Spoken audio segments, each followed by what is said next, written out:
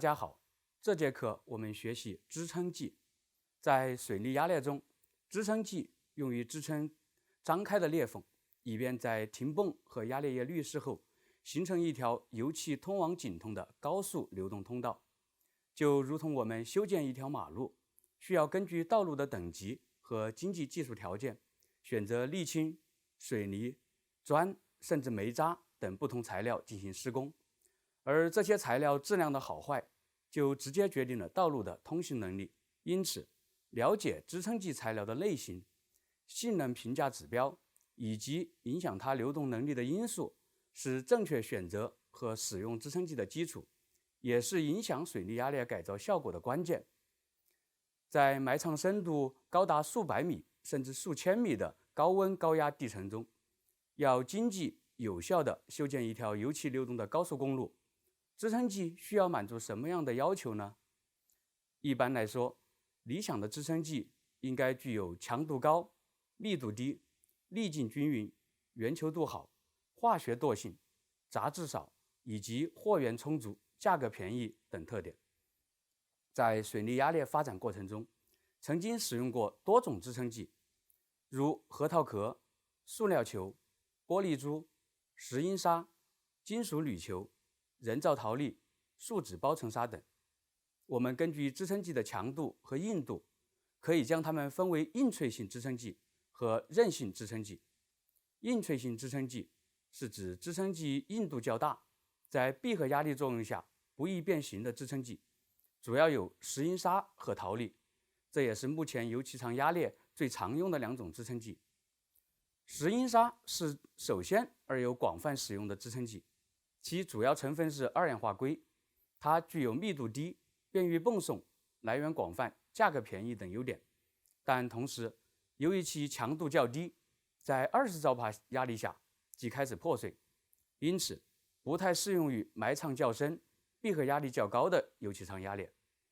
因此，人们研制出了强度更高的人造陶粒支撑剂，它主要由铝翻土或铝制陶土通过高温烧制而成，在高闭合压力下可以提供更高的裂缝导流能力，但它的缺点在于密度较大、泵送困难，同时成本也较高。第二类支撑剂是韧性支撑剂，指的是在较高的闭合压力下相对容易变形而不破碎的支撑剂，如树脂包层纱、核桃壳等。不同的支撑剂在不同的条件下形成的裂缝流动能力不同，我们通常用导流能力来表征其流动能力的大小。所谓支撑裂缝导流能力，是指支撑剂在储存闭合压力作用下通过或者输送储存流体的能力，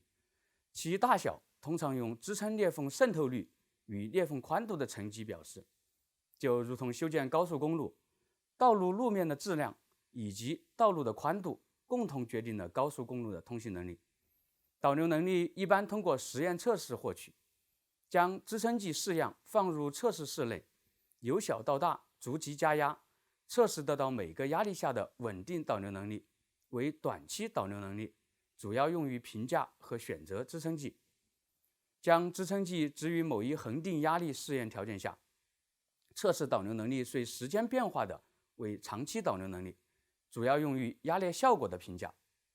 从支撑裂缝导流能力的表达式中，我们可以看出，裂缝的渗透率和裂缝的宽度直接决定了导流能力的大小。那么在地层复杂的流动环境下，哪些因素影响着裂缝渗透率和裂缝宽度呢？首先是支撑剂的性质，包括支撑剂的强度，强度越大，破碎率越小，其抵抗压力作用的能力越强，渗透性越好。第二是支撑剂的力度及分布，一般来说，较粗的砂纸会有更高的导流能力，在给定力度范围内，大颗粒所占比例越多，导流能力越高。同时，颗粒越均匀，裂缝闭合后分布在颗粒上的应力也越均匀，可承受较长时间的压力而不破碎，从而具有较高的导流能力。第三是支撑剂中的微粒和杂质含量，支撑剂中总是存在或多或少这样或那样的微粒和杂质，在闭合压力下，支撑剂破碎后微粒运移而充填或切入颗粒孔隙，会大大降低支撑带渗透率。第四是支撑剂的浓度，也就是单位裂缝面积上的支撑剂质量。一般来说，支撑剂浓度越大，支撑剂铺置的裂缝宽度越大，导流能力越高。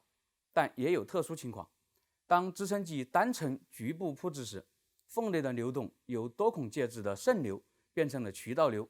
尽管裂缝宽度变小，但其渗透率大大增加，从而导流能力增大。但由于单层局部铺沙在现场难以实现，而且单层铺沙容易压碎或嵌入，因此实际压裂式一般都不采用。但基于这一理念，近年来发展了新型的高速通道压裂技术，利用纤维的成团作用，配合脉冲时注入程序，在裂缝中形成桥墩式的高速通道，大大增加了裂缝的导流能力。影响导流能力的第二大因素是地层条件，包括地层闭合压力和岩石硬度。在压力的作用下，岩石与支撑剂之间相互作用，会产生3种状态：压实或变形、支撑剂破碎以及支撑剂嵌入岩石。这些都会降低裂缝宽度，进而降低导流能力。其次是地层的环境条件，主要是指地层流体介质和地层温度。如氧化铝类支撑剂在120摄氏度条件下，盐水介质测得的渗透率仅为油介质的1/3。第三大类影响因素是压裂液的性质。目前常规油气厂80%以上压裂使用的都是水基天然植物胶压裂液，如刮胶等。由于破胶不彻底，它们本身含有一定数量的残渣，从而影响支撑带渗透率。第四大类影响因素是流动条件。裂缝中油气等流体流量很大时，超过层流范围即高速非达系流动，就会出现附加流动阻力，从而使导流能力降低。这通常出现在高产的气井。此外，在很多情况下，地层中都会有油、气、水同时流动，由于第二项或第三项的存在，产生的多项流效应也会显著降低单项渗透率。除此之外，还有诸如承压时间、循环应力加载等因素也会影响裂缝导流能力。